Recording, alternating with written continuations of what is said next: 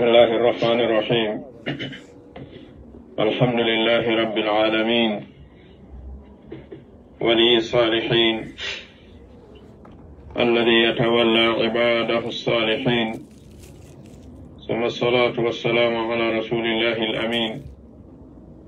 الذي أرسله الله رحمة للعالمين، صلى الله عليه وعلى آله وأصحابه أجمعين. أما بعد، أيها الإخوة الكرام، السلام عليكم ورحمة الله وبركاته. عليكم السلام ورحمة الله. أري أن يأتي الله جل جلاله وعز كماله أن جولي إلى مكة صلى الله عليه وآله وسلم مسلمين وسلمنا وجل أن نشيب مود جل سلمنا ويب الجنة كنر الجنة جعلنا الله من أهلها. الله سبحانه وتعالى هوت أنك يرمان مكة e ka moƴƴere makko o handinanga yurmede makko nden woni aljanna makko ngo danda e lette makko ɗen. Aray si tawi ɗum feƴƴi ha jonɗe yiɗi jokkitade mba ngesa mba joomi men halfini en aynini en woni wa dhakkir fa inna dhikra tanfa'u lmuminin. o yiyamirore nden ko fiilo amre no ko tufidu l istimrariya والاستقبالية سواناتما يمير وما دوتا ما هريكو يا جوك. وذكر دون كل حين وكل ساعة وكل زمان ومكان إذا كان المصلحة راجحة والمفسدة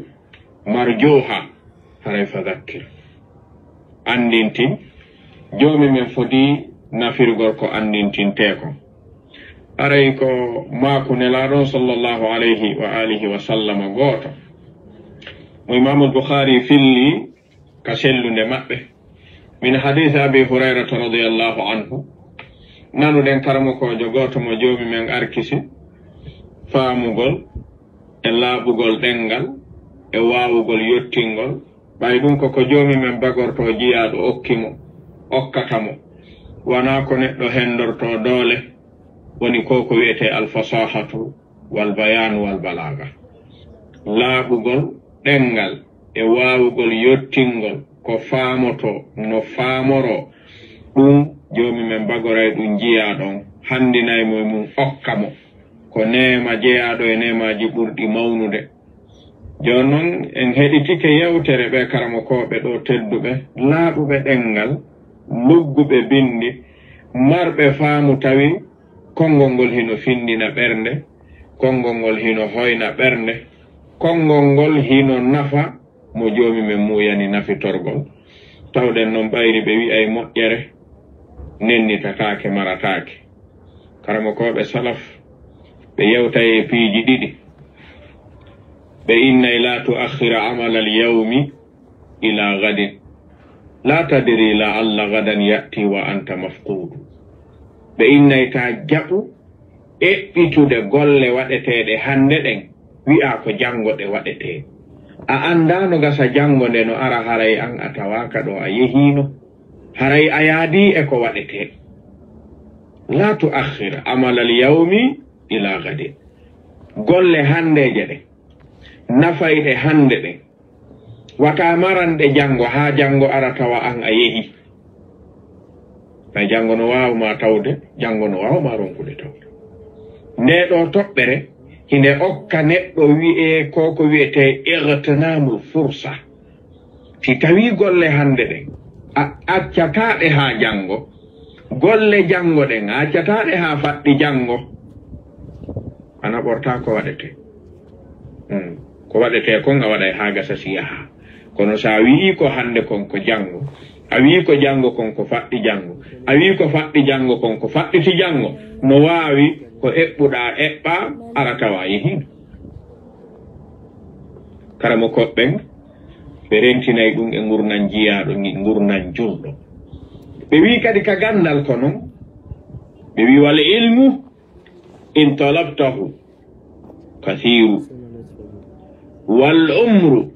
li tahsilihi qasiru فقدم الأهم منه فالأهم فوتنا. ɗe ɗo toɓɓe ɗiɗi neɗɗo wata ɓeydade e diina o nafa diina so yeggitiɗe ɗo ɗiɗi wo gandal diina kan mo ndaari defte windaɗe ɗen o taway mo wi'i ɗaɓɓay gandal yo laaɓanmo gandal fanɗa fal ilmu kathir gandal no ɗuuɗi summa wal umru li tahsilihi qasir gurdan ɗan jonnaɗa ɗan fi huɓindagol ngal gandal no fanɗani ɗum gurna maɗa no fanɗani ka janga ha fof timmire ɓay noon ko jangete kon no ɗuuɗi gurdan ɗan no fanɗani gandal ngal awa faqaddimil ahamma minhu fal ahamma e to kala ka jangata ardina ko ɓuri himmude kon da'iman non hikkita ɗon ko himmi ko si wona ɗum gandal ngal no ɗuuɗi gurdan ɗan no fanɗani gandal ngal fi huɓindagol ngal idan faqaddim maha al ahamma fal aham buna'an alayhi tawɗen nde yewtere ɓe karamakoɓe ɗo ɗen hani nde feƴƴinde nanende yiltitoɗen firtende ombirende jonde nden okken jon hakkil fof tasko ko waɗi en fof ko wonde yiilade ɗaɓɓen ko nde hunde wi'etende malal mo yiiɗano yangowo ko ɗum on ɗaɓɓude heddi yi'ande yimɓe ɓen fof ngal malal ngal ɓe ɗaɓɓude ngal ɓe woni ɗaɓɓude taw si ko yiyande wotere ɓe yii malal kullum yajiri wara a saada kala mo yiwɗa ko ɓaawo malal woni yangade kono tawsi haqqillaji ɗin no fotti ko honɗum woni malal woɓɓe no faami malal ko ardagol yimɓe ɓen woni malal ko ɗum si ko ɗum ɓe on dogande woɓɓe no faami malal ko heɓugol jawdi ɗuɗundi ko ɗum si ko ɗum ɓe woni dogande woɓɓe no faami malal ko jommugol sonnaɓe labaɓe woɓɓe ko ɗum won ɗaɓɓude woɓɓe no faami malal ko janngugol gollitira nodda yangano diina ha maaya ɗum no faami ko ɗum woni malal ko ɗum si on ɗon alaka fowto ko waɗi ko ɗum o faami malal mo be koko felliti ko malal mungal kon dogata ɓaawo mum kulluna wa kullu wahidin minna yajri wara'a madha as-sa'ada walakin ma sa'ada kono simo goto wiuno walastu ara sa'adata jama'a malin walakin at-taqiyyu huwa as-sa'idu walastu ara as-sa'adata jama'a malin walakin at-taqiyya huwa as-sa'idu o yiɗo joni lurri o wi min mi famade mobugol jawdi ɗuɗundi ko ɗum woni malal min e komi taski malal kon ko hunuɗo joomi men wo woni malaɗo ɗon no raɓɓiɗi pot no laaɓi ka kono yii kullun minna yajri wara sa'adatihi walakinna sa'ada indana yahtalif mafhumahu mafhuma sa'ada kamen hino serti mo be ko yii koni sa'ada kon ko ɓaawɗo woni dokude yo Allah subhanahu wa ta'ala hawrin nin en ko wela ko jaɓi ko malal kon dogen ɓaawɗo harayi en heɗitoto yewtere o imamujo ɗo khatibul lawda'iyu woni yottinowo dina laaɓuɗo ɗengal heɗitoɗenmo ka arab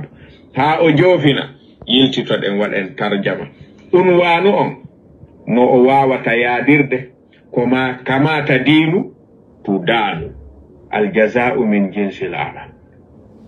ko ɗum no hutuba on woni fewndodirde muɗum ko hadisu goto mo imamul bukhari filli ino ɗette abi hurairata radiyallahu anhu ɓen no ɗette nelaɗon sallllahu alayhi wa alihi wa sallam wonɗen heɗitade yewtere muɗum ɓeɗo sharhi yiltoɗen rewten ɗon enen kadi raja an ka joomi men famini en ɗum nafiri en enen kadi ko waɗi nelaɗo on ko rahmatan lil alamin nelaɓe ɓen ko ɓe nelira ko kaffatan linnasi bashiran wa nadira joni heɗitoɗen sawtu karama ko ɓen sen gayni yirtoɗen waɗen tarjama muɗum ombiren kadi yewtere maɓɓe nden ɓanten jonnene bismillahi taala nam اسمع مني حديثا أخيرا. النبي صلى الله عليه وسلم يقول ويوضح لنا في هذا الحديث أن الراحمون الذين يرحمون الناس سيرحمهم الله. أبشر والله إذا أنت قلبك رحيم ترحم الناس، والله العظيم أن الله جل جلاله سيجازيك بالإحسان ويرحمك يوم القيامة. والله العظيم من يجبر خاطر الناس أقسم بالله العظيم سيجبره الله. من مشى جابرا لخواطر الناس سيجبر الله خاطره. والله لست بأكرم من الله. افعل الخير وسترى رب الخير قد صب عليك الخير صبا. اجبر تجبر، احسن يحسن اليك، انفق ينفق عليك، اعفو يعفو الله عنك، تجاوز يتجاوز عنك ربك جل جلاله. يقول صلى الله عليه وسلم تلقت الملائكة روح رجل ممن كان قبلكم. حديث عن مين؟ المصطفى صلى الله عليه وسلم. تلقت الملائكة روح رجل ممن كان قبلكم فقالوا أعملت من الخير شيئا؟ عملت خير؟ فقال لا. قالوا تذكر. قال كنت أباين الناس ثم أبعث غلماني أن ينذروا المعسر وأن يتجاوزوا عن الموسر. قال الله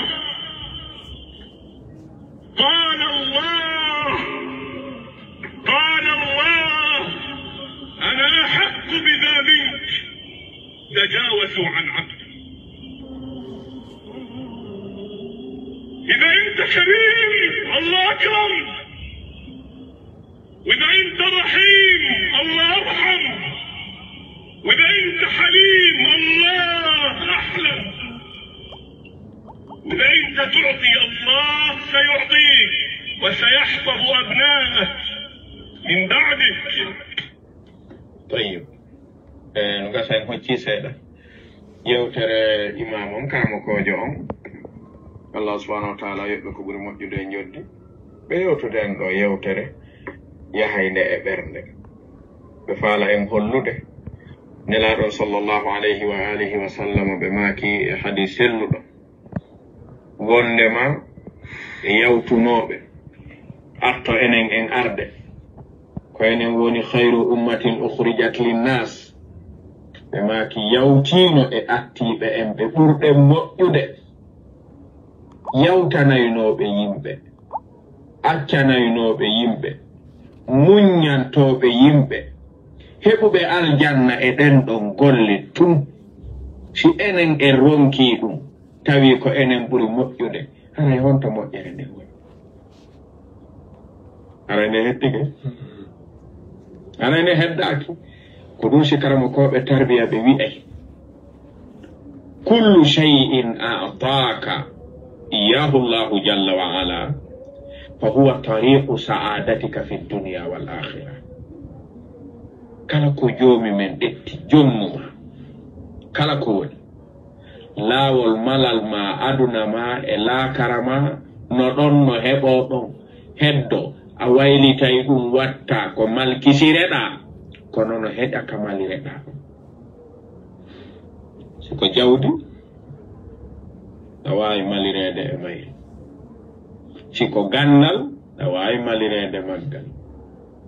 si tawi ko doole dawai malirede de ko joomi men jonnumawo ɗum ɗon ko alahum ko malira daɗa ko ɗum ɗon hadis o faala en yetade kono non kamata dinu tudaɗo koko ñawluɗa wo yoɓeteɗa kono ñawlirɗa wo yoɓirteɗa aljaza'u min jinsil amal illa on fo en nanoye kaner hadith ma sen hoti ka sahih bukhari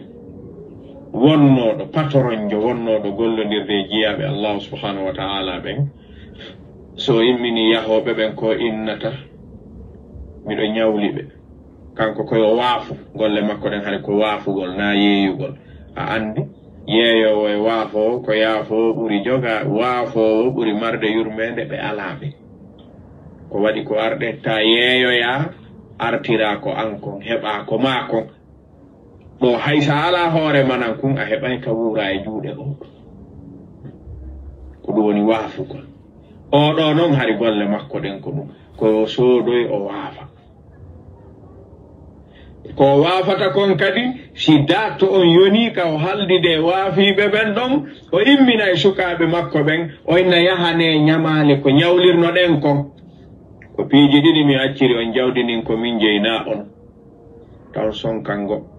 taw ñaaɗango taw haɓidu e go wiiɗo heɓi fof wo yo jonnitu on wiiɗo ko seeɗa heɓi wo jaɓe ko heɓi kon wiiɗo heɓaali fof wo mi hokkimo ko min jeyi jawdi ni mi nelu on ko mi neli on ko waɗo yeeɗu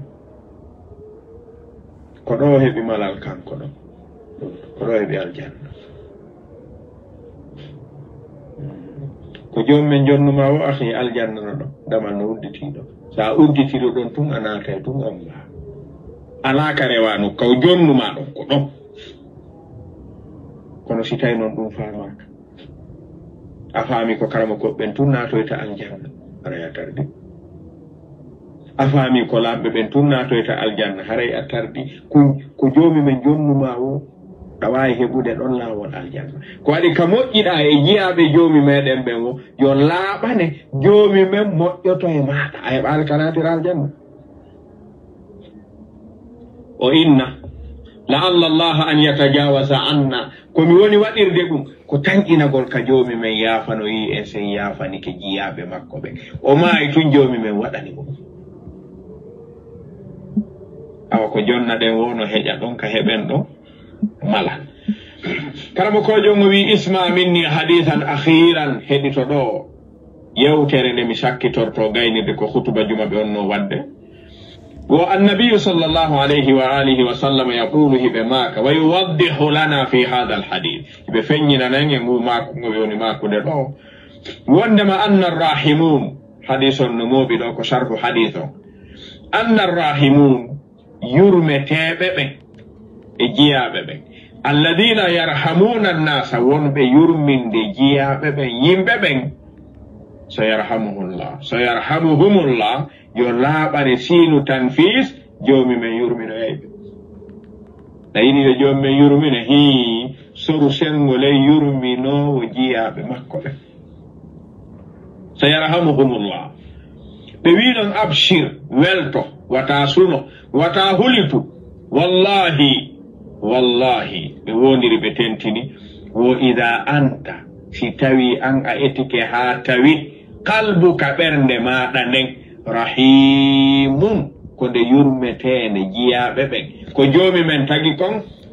tarhamun nasa hara jaɓa yurmede yimɓe ɓen ɓe maki wallahi alazim ɓe woniri joomi men mawnuɗo on anna allaha jalla jalaluhu joomi men mawnuɗo mangu muɗum on sayujazika bil ihsan joomi men yoɓiroyte ɗen golle maɗo moƴƴagol e maɗa ɗum yo laaɓane ta sikkiɗo sayujazika bil ihsan wa yarhamuka yawma alqiyama o yurminoyte ñande dargal to nu ɗaɓɓuɗa ñande dargal ɓuri yurmede joomi meɗen yo wiwmi yurmamama mi accanima mi yaafike yaw naata ka yurmede ala ko ɗaɓɓa ala kara ɓuri ala kadi kona ɗaɓɓede aduna ɗo ɓuri fiyo ɗum heɓoyo ka awa hino ɗo lawol ka ɗum heɓorto wallahi alazim ɓe maki ɓe woniri allahu mawnuɗo on man yajobor kala heɓɓitotoɗo ɗo gandi heɓɓitagol woni si nokku heeli mahugol ko jabru wi'ete gandi ƴi'al si heeli e koyngal ma jungo on bande maheteɗo ɗon ko ɗum wiyete jabro ko gandi ɓandu ndu kañum ko ɗaɓɓi kala ko heeli e nder mayru koya eɓɓinir ɗum ha fewtodira deeƴinandu kayru ndu suudana e hoore mayru kala ko heeli e nder mayru goɗɗum wawata suudude goɗɗum e nder mayru ko nebbam mayru on e graisse mayru on ko ɗum suudirte ƴi'e ɗen si fettima heeli ko ndu ɗaɓɓirma koya ɓoosu ɗum ha feppito feppa no wonirno non haɓɓa ɗon ha tiiɗa ko haɓɓante na fiyo sellu ko fiyo ɗon deeju ha ɓandu mum gayna suudude ko kayru suudata goɗɗo go suudata ko waɗete kon kala ka opéra haray ko feppingol ƴeeɗen ha fewtodira woni golle maɓɓe ɗen si ɓe gayni ɓe ñoota ɓe maha fii wata waɗuni ta yeƴo ha woppita ma ɗum suudatako kono si dirtaali tum waɗi ni balɗe 50 haray kuulike ndu gayni haray golle ɗen haray ndu wawi wiide ko tambino ɗon ko gitte mi gayni halas ɗum wiyete jamru jamru si a waɗiranay ni noon neɗɗo yi'a himo ɓikki himo soñji tamboɗamo heɓɓitoɗamo doga ɓaawo makko wakkiloɗa fi makko ha ande makko nden iwa yo laaɓane joomi men fowtinoyte ñande darga ɗum yo laaɓane boyi gonga mawɓen kamen no way ko juulirta ko sikki a juulirta ko sikkitiɗa ka yo laaɓane ɗum koko tabiti yo tawtum anta tajubur mana khawatiran nas hara a heɓɓitoto ande julɓe ɓen e miijoji maɓɓe ɗin e soñjaji maɓɓe ɗin a hawtay e maɓɓe e majji wallitoɗaɓe ha ɓe sorto e majji wano nelaɗon ɓe makiri naare moƴƴa ɗin ɓe maaki konde mi yaltata mi iwtira ɓaawo siɗɗo an julɗo e ande makko nde o mari mi wallitomo min jinna ha ande makko nden jitto iwa ɓuraninmi nde mi natata ka juulirde am madina ɗo mi ufino lewru hakkunde juulugol e jangugol e subbin hinnagol hara mi jillali ɗum hay hunde ko ngalɗa gollal ɓuraninmi ɗum ɗo ene fi haaju julɗo no fanɗi si tawi noon an kaka julɗo ɓittoto welayma aynelaɗo ma on kañum ko jokki ko ɓittende julɓe ɓen woni ko aanini ɓe ko yolɗende julɓe ɓen ɓe woni ɗaɓɓude an kaka julɗo ɓittoto soñjo wo wonɗa ɗaɓɓude ko ɓe jokkuɗa ɓe nelaɗo we ɗon jokkugol ngol sellani ɓe maaki ko nde ɓe jokkata julɗo li haajatihi hatta tuquba ha o hunte ɓe maaka ha jon gasi ɓernde ma ɓutti moƴƴi hoyna heeyi ɓe maake ko ɗum ɓurani minen ufino to lewru ka juulirde madina hara miɗo rewde joomi am ɗa ɓurani ko waɗi man yajjuburu khawatiran nas kala wonɗo heɓɓitaɗe andeji yimɓe ɓen ɓe maaki uqsimu billahi alazim miɗo woniranama allahu mawnuɗo on sayajburuhullah joomi men heɓɓitoytomo ka o miijata ka o eɓɓata mahamo ha o moƴƴa ñande ɓerɗe ɗen huli ñande gite ɗen purtini ñande ande ɗen aani ɗuuɗi ñande yiite jahannama gusa adda ñande aljanna uddita hay goto wowlanaka honto yarata ɗo ko si joomen heɓɓitikema tummarta jomme wima ɗum ɓay hari a yurmina jiyaɓe am ɓe yawnata aljanna ceernani soytan kani say ko onnoɗa wallude jiyaɓe ɓe anisata idan sayajburuhullah joomi men heɓɓitotomo en andi heɓɓitagol ka andi ɓaawɗo hari fewndo bandu mahugol ala hari ko kewoyi mahirte ko heeli ko wiyete jago ɓandu mum ko ɗaɓɓi kañum koya walluno tum mu deeƴa ɓe tawi ɗon joni hay kewoy koye so tiiɗa yeƴoto ɓe addi o plate ɓuusi ɓe ñappiɗo ɓe jogike hareke fi wala kanko rewa si selli moƴƴi si tawi noon kadi feewali ngo ñawdi selli ko ma helite kadi si selliri no feewira helitete kadi eɓɓite kadi ha feppa ngu fuɗɗo golle ɗen kadi ko kangu ɗo ñawdata ko heli e nder maggu ko ngu nela hay gooto allahu joomi men ko hakimun fi halqihi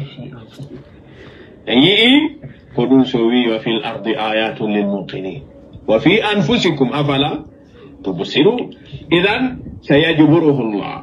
joomi men heɓɓitotoɗo jiyaɓe makko ɓen ɓe maake kamɓe imam o man masha kala jinduɗo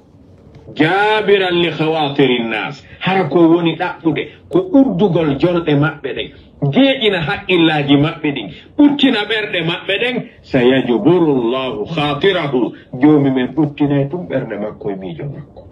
furata ko satte ko waɗi aljaza'u min jinsin amal kamata diinu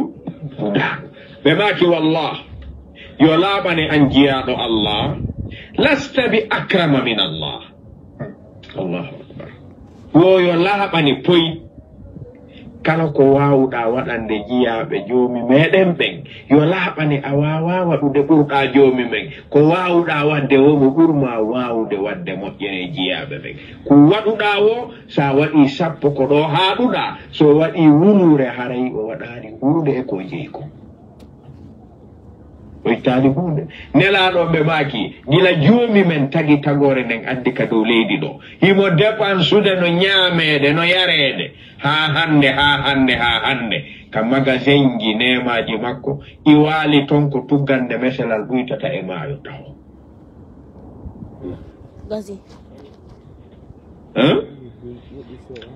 o lasta bi akrama min allah faama moƴƴa ɓurɗa joomi men a tedda ɓurɗamo a wawa okkude ɓurɗamo sa okki sappo andu mo waɗanɗa on ko wawuɗo wadde o waɗante ko yoni